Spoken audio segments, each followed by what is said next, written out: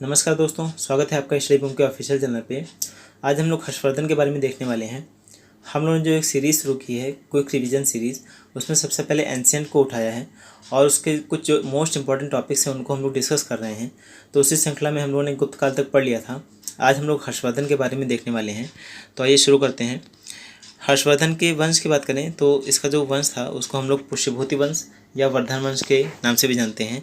और इस वंश की स्थापना किसने की थी? पुष्यभूत ने की थी और इन्हीं के नाम पे इस वंश का नाम पड़ गया था पुष्यभूति वंश। तो जो ये पुष्यभूत थे, इन्होंने अपनी राजधानी क्या बनाई थी? थानेश्वर। इसके प्रमुख शासक की बात कर लें, जो पहला प्रमुख शासक था वो प्रभाकर वर्धन था। और ये प्रभाकर वर्धन, इसके दो बेटे थे और एक बेटी थी। तो बेटों का नाम राज्यवर्धन और हर्षवर्धन था, जबकि बेटी का नाम क्या था? राजश्री। राशि का विवाह, जो कन्नौज का एक शासक होता है, मौखरी वंश का शासक होता है ग्रहवर्मन, इससे शादी होती है और इस नाम को आपको याद रखना है। तो ग्रहवर्मन पर बाद में आक्रमण होता है देवगुप्त द्वारा और क्या है, इसकी हत्या कर दी जाती है। ग्रहवर्मन की हत्या कर दी जाती है और राशि को ये क्या करता है? बंदी बना लेता है।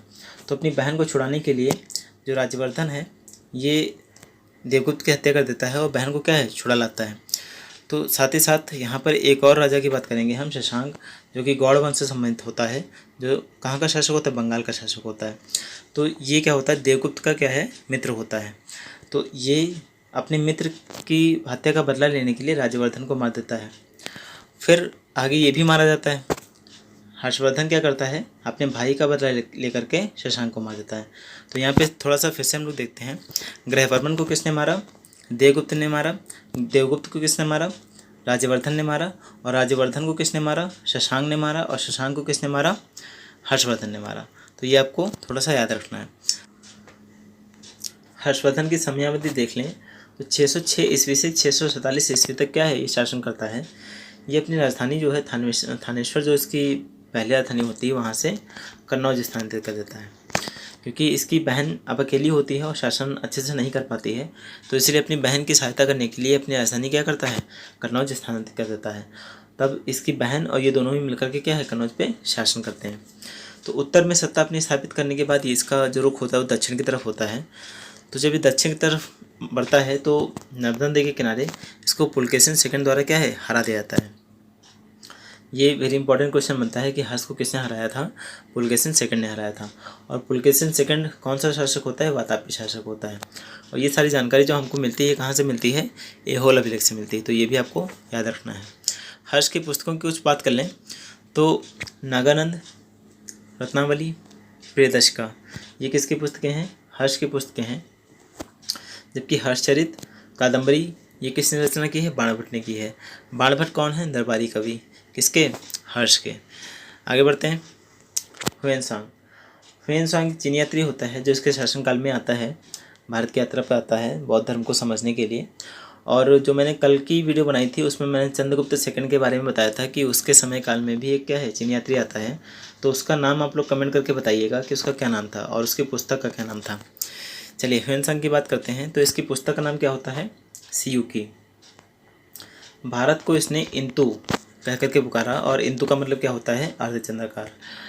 इसके कुछ अन्य नाम भी देखने को मिलते हैं, जैसे यात्रियों का राजकुमार। तो ये भी आपको माइंड में रखना है। आगे बढ़ते हैं। हर्ष हर 5 साल में क्या करता था? एक परिषद का आयोजन करता था जिसका नाम क्या होता था? महामोक्ष परिषद। तो इसका आयोजन कहाँ होता था? प्रयागराज में, संगम क्षेत्र के पास, हर 5 साल पे। यहाँ पर ये क्या करता था? अपना जो जितना इसका धन दौलत या पैसा होता था वो सब बिल्कुल दान कर देता था और फिर से एक शुरुआत से अपने सत्ता को स्थापित करने में लग जाता था। तो हुएनसांग जो था ये किस समारोह में उपस्थित हुआ था? तो छठे समारोह में, जब छठा समारोह इसका था महामोक्ष परिषद, उसमें ये शामिल हुआ था। कन्नौज सभा की बात कर लें तो इसको 5वीं बौद्ध संगीत की संज्ञा दी जाती है और इसकी अध्यक्षता किसने की थी? हुएनसांग ने। बाकी की 4 जो बौद्ध संगीतियाँ हैं वो हमने बहुत डिटेल में पढ़ाई हुई हैं। हमारी जो बौद्ध धर्म से संबंधित जो वीडियो है उसको आप जाइए प्लेलिस्ट में और उसको देख सकते हैं। बाकी जिन्होंने देख रखा है वो हमको कमेंट करके बताएंगे कि चौथी जो बौद्ध संगीत थी वो किसके शासनकाल में हुई और उसकी अध्यक्षता किसने की और कहाँ पर वो हुई थी। तो चलिए आगे बढ़ते हैं। फिर इतिहासकारों के अनुसार जो हर्ष था वो किसका किसका मिश्रण था? तो अशोक और समुद्र की जो क्वालिटीज़ थी वो इसमें पाई जाती थी, इसीलिए क्या है, इसको अशोक और समुद्रगुप्त का मिश्रण बताया जाता है। तो इस श्रृंखला में आज हम लोगों ने ये वीडियो समाप्त किया और मेरी पूरी कोशिश रहती है कि कम से कम समय में आपको हम पूरी जानकारी दे पाएँ एक पर्टिकुलर टॉपिक से। और इस सीरीज़ को आप ज्वाइन करिए, ये बहुत ही ज़्यादा फ़ायदेमंद साबित होने वाली है आपके आने वाले एग्ज़ाम्स के लिए। तो अपना प्यार बनाए रखें, लाइक करें, सब्सक्राइब करें। धन्यवाद।